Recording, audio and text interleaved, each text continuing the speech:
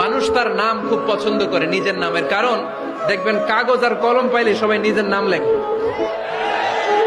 খালি নিজের নামের সিগনেচার দেয়, আসরা নাই।